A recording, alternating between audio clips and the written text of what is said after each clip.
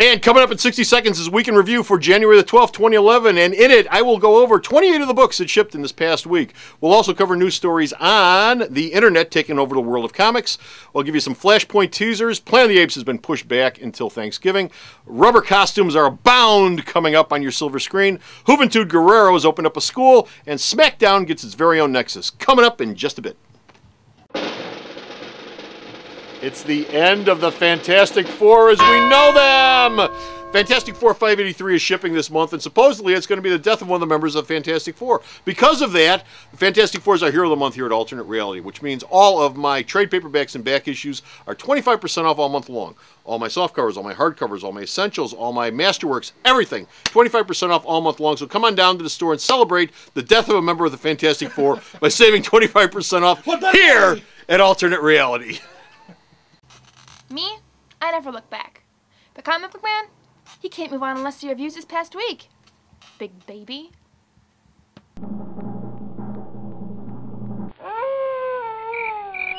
I like them French fried taters. One review of the week that was January 12th, 2011, coming up. Hey folks, Comic Book Man here. Welcome once again to my video outhouse. It's time for the Week in Review. And this is the Week in Review for January the 12th, 2011. This is our look back at everything that happened this past week. As I've said many times before, if you take shipshape for this week, you put it together with Week in Review, slam them together, make a sandwich out of them, you'll get a real good feel for what happened the week of January 12th, 2011. I can't eat mayonnaise. I'm lactose intolerant. There's a trivia fact for all of you that none of you needed to know. Okay, put a little mustard on there. Mustard is fine. Mustard is fine. And this week, of course, we're going to do two parts to the show. First part, I'm going to cover this week's shipping. Second part, we're going to cover some news. First up in the shipping, though, is the Marvel Universe. This week, Marvel shipped out a whole bunch of books, including Daredevil Reborn. Daredevil Reborn, of course, continues the story of Matt Murdock, who is out traveling the highways and the byways of the land, just like David Bruce Banner did in the Incredible Hulk TV series. And just like David Bruce Banner, he's getting into trouble no matter where he goes. Unlike Bruce Banner, he can't enjoy the scenery. He can't enjoy the scenery. He doesn't Hulk out, though, but he does get beat up.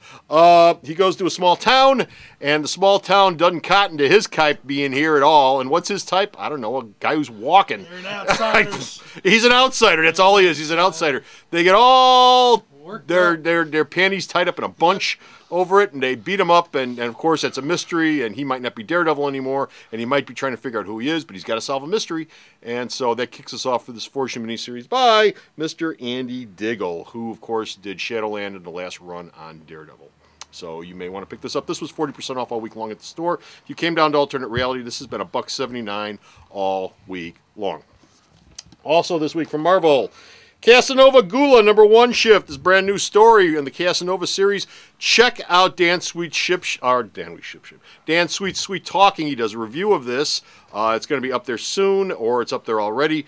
He has nothing but glowing things to say about this book. This doesn't do anything for me, but he has nothing but glowing things to say about it. He really likes it, and you should check out his review because he says it's a really good book, and it probably is. It probably is. Ending this week from Marvel, we had the last issue of Thor: The Mighty Avengers. This is a kid's book, but it's a crossover kid's book. Adults are loving this book. Adults enjoyed this book just as much as kids. It was written for kids. It was meant for kids. But this is one of those books that adults can pick up and enjoy too. It's got really good stories in it. The first issue started out great. Every issue after that was great. Sales just weren't there, though, to keep the book going, so Marvel canceled it. But if you get a chance, pick this up. It's a really good book. Also ending this week is X-Men Forever. I'm not sure if this is the last issue. Marvel announced they're canceling the book. This is not the end of this story. There's a to be concluded at the end. But I'm not sure if there's going to be another issue of X-Men First Class coming out, but this book's been canceled. So either this book or the next book will be the last issue. Also this week, I want to briefly mention these. Marvel must-haves. Marvel's been doing Marvel must-haves now, and I'm going to try to get as many of these out here as I can. Marvel's been doing Marvel must-haves for some time now. This is Marvel's answer to sellout books, wanting to get the stories back in your hands, but for a long time Marvel had a policy of not doing second prints. That was when Mr. Jemas was in charge. When he left, that ended. They stopped doing must-haves. They started doing second prints. They've sort of brought them back, and I think the main reason they brought them back is DC's doing DC Comics Presents, which are also reprints of recent stories, or stories that are out of print that DC doesn't want to put back in trade. So you had 4 of them shipped this week. You had the first 3 issues of Daken, which is what that is. The first 3 issues of X-23, which is what that is. The first 3 issues of Avengers Children's Crusade. And, of course, the first 3 issues of the new Wolverine series where he goes to hell. And Marvel shipped all those this week. This is what counts as a crap factor book. No, it doesn't. I take that back. Never mind. Forget what I just said. Because I actually did count this as a new book because I count the DC Comics Presents. Second prints I don't. But I counted this as a new book. It's a technical thing. Anyway, in the DC universe, DC is, of course, continuing. They're holding the line at $2.99 price point. And Wonder Girl one-shot shipped this week. This is Wonder Girl meeting up with her mom, who is not very happy with the fact that she's Wonder Girl. And, of course, when she meets up with Mom at some sort of symposium, I forget exactly what it was. But, of course, demons show up that she's got to fight. And Mom goes, "Oh, my daughter, oh, I hate this." It's going to be tough to be pleased if you're Wonder Girl and you're disappointed. Well, it's her human mom. The long and torturous story of Cassie Smith becoming Wonder Girl. I'm so But disappointed, her human mom, well, doesn't want her being Wonder Girl. Couldn't you be a secretary or something? Do you have to be Wonder Girl? But anyway, Can't you work in a Starbucks? that was the one-shot special that shipped this week. But of course, we have all these other fine covers that shipped this week. Yes, they're all delightful. From DC. This, of course, as I mentioned before, is their $2.99 price point campaign. They want to make sure that you recognize it by all of these are quite distinctive. startling, distinctive, Yes. wonderful, They are wonderful. spectacular, white, blanc, if you're French, covers. Ooh, give them a kickback, girl. They're all iconic. Those all shipped this week. There you go. And the indie side. Isn't it iconic? Oh, let me fix this rack Let a me little see bit. what they're doing over there. On the indie side, we have got Image. Oh, Image finally did it. They finally did it this week. You're not going to talk about Spawn 200, are you? Not much. They shipped Spawn 200 this week. We also talked about this in Sweet Talkin'. Be sure to check out Dan's review. He just loves this book. No. He just If by loves love this you mean book. hate. Be sure to check out his review. This, of course, shipped with a multitude of covers. This is the McFarlane cover. Here's another one. I forget who does them. I really don't care either. Here's another one, and here's another one, and here's another one, There's a Picasso and here's cover another there. one, and here's Ashley Woods, I think, cover. Anyway, but That's not it. no, this isn't it. But Spawn 200 finally shipped this week after 13 months of waiting. Infinite Vacation shipped this week by Nick Spencer. This is a parallel Earth story where this guy, he travels the highways and byways of parallel lives and parallel Earths. And his parallel lives start getting knocked off, and he's got to find out why the heck that's happening. Shave that beard. And, of course, we had a Hack Slash one-shot this week because Hack Slash has become the hot franchise. Not good franchise, mind you, but hot franchise over at Image because it's got blood and boobs. And, blood and boobs. Vitamin B. Who needs something like Morning Glories that you actually want to read when you got blood and boobs? You answer your own question, you comic book man. Asked and answered. And finally, on the indie side, I want to mention IDW. IDW shipped out some stuff of note this week. True Blood, check in. Legacy Edition. Once upon a time, these were called Director's Cuts. This is the first issue of the True Blood comic reprinted. Inside here, there are all the covers from the first True Blood comic. There's also script pages in here. There's also pinup stuff. There's also background stuff, all in a $4.99 cover price. They also shipped the first of their dollar comics, which they're calling 100 Penny Press. They're reprinting Angel After the Fall #1, primarily because they're losing the Angel franchise, so let's get it out there now while we still got it. But this shipped this week, and you'll see more dollar comics coming from IDW in the future.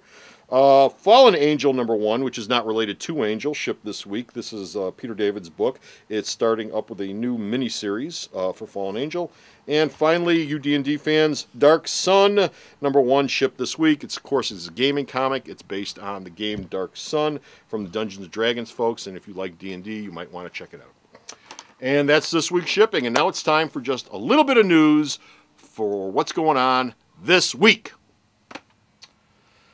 In comic book news this week, we have 2 items that are internet related. That happened this week. Yen Comics, which is a manga publisher, it's farther down on the list, but it's a manga publisher that's done a lot of stuff, has launched their iPad application. And what they're doing with it is they're offering digital versions of their graphic novels. The price points are below the print versions for the online versions of their books. $11.99 in print, $8.99 in digital form. In a related story, but not directly related, Archie announced this week they're going day and date with their full line of books. What does that mean? That means when Archie releases a brand new comic, that same day you can get the same comic online. The whole comic, and they're going to begin that April 1st.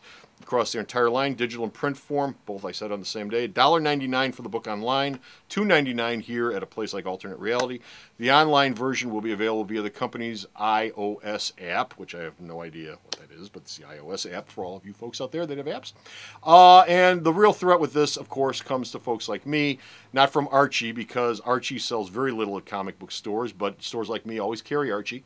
And I don't see this really impacting my sales much in terms of Archie, but what will DC and Marvel wind up doing, and where is the industry heading for? Yes, this is something I'm aware of. This is something which I think about more often than you think, and where the future of this industry is going. We will see. We will see. With any luck, it'll just create new fans. Well, with any luck, it will, but we will see. One other thing I want to mention real quickly. Flashpoint teasers came out this week. DC released a bunch of Flashpoint story teasers. Check out DC News number 68 for more info on that. But apparently Bruce Wayne's running a casino. Wonder Woman and Aquaman are getting married. Flash is going to lose his ring. And there's a rocket ship that isn't going to land on Earth. But all that and more is covered in DC News number 68. So be sure to check that out. Media news. We've got 2 stories. Planet of the Apes has been delayed to Thanksgiving. You're having apes for Thanksgiving this year. Rise of the Apes, the Planet of the Apes prequel, has been pushed back from June of this year to November the 23rd of this year. Rise of the Apes, the CGI work will be done by Peter Jackson's Weta, W-E-T-A Digital. Also, the costumes have come out on Captain America and Spider-Man, the upcoming movies. They've been splashed all over the internet. They both look pretty rubbery to me, especially the Spider-Man costume. Cap, not so much, more leather and gabardine that's been dyed. You heard it here first, man. The Spider-Man's going to be a wipeout. But the Spidey costume looks like it was just rolled off the Goodyear tire assembly line. They don't care. I look at the Spider-Man costume and I saw all sorts of stuff on Facebook saying, this costume looks great. This is a great costume. Thank God we finally got rid of that crummy, lousy costume. And you know what? I look at this costume, I think to myself, Chris Reeves' costume in the first Superman movie, Brandon Routh's costume in the last Superman movie. Which was better? Well, duh, Chris Reeves. Which is better, Tobey Maguire's Spider-Man costume or this costume? It's a well-duh moment for me, too. I think Tobey Maguire's costume looked infinitely better than this does. But this is what you got to live with. I bet so there you go. Won't see him in it much. No, this isn't Tobey Maguire. This kid playing Spider-Man. Right. This kid playing Spider-Man is not Tobey Maguire. Right. You will see him in this costume a lot. But that's because that's more expensive. When you see him in a costume, you're spending more money. Too bad the costumes would be crummy. Last thing we got to talk about. You wish you saw him out of the costume. Wrestling news. Hoovy School. Juventud Guerrera has reopened his Super X training school in Mexico City. Let's go, Cowboy. One of the classes that he is teaching will likely involve teaching students how to get thrown out of their various promotions once they get hired, because Hoovy's mastered that art in wrestling. Getting thrown out of places. I can show you how to do that. And finally, SmackDown's Nexus. SmackDown has a Nexus branch. They took Nexus, they split it in 2, just like Solomon and the Baby. They split it in 2. There's a version in Raw, there's a version in SmackDown. The SmackDown version was put together by Wade Barrett, and it'll have Justin Gabriel, Heath Slater, and Ezekiel Jackson in it. So look for dueling franchises. At WrestleMania this year, you're going to have Nexus East and Nexus West, or Nexus Left or Right, or SmackDown or Raw, and they'll probably fight each other at WrestleMania. Creamy, crunchy. And that is your week in review. That's all we got time for. But be sure to stop up at the store's website to check out other weeks in reviews that we've done, or all of our newses and reviews and everything else. And until next time, this is Comic Book Man saying to you, bye. Lots of stores can make lots of claims about themselves, but only I can make the claim that nobody has ever paid full price for a new comic here at Alternate Reality. Since 1994, every new comic that's walked out the door has been discounted 15% off. So if you want to save 15% off your new comics, there's only one place to come, and that's Alternate Reality. Alternate Reality is located at 3149 West 111th Street. That's the intersection of 111th and Kedzie in Chicago, the beautiful downtown Mount Greenwood neighborhood. You can always reach us at 773-881-HERO or at the store's website, www.myalternatereality.com. The Video Outhouse is brought to you by some of the finest people willing to work for free. This is a list of some of them.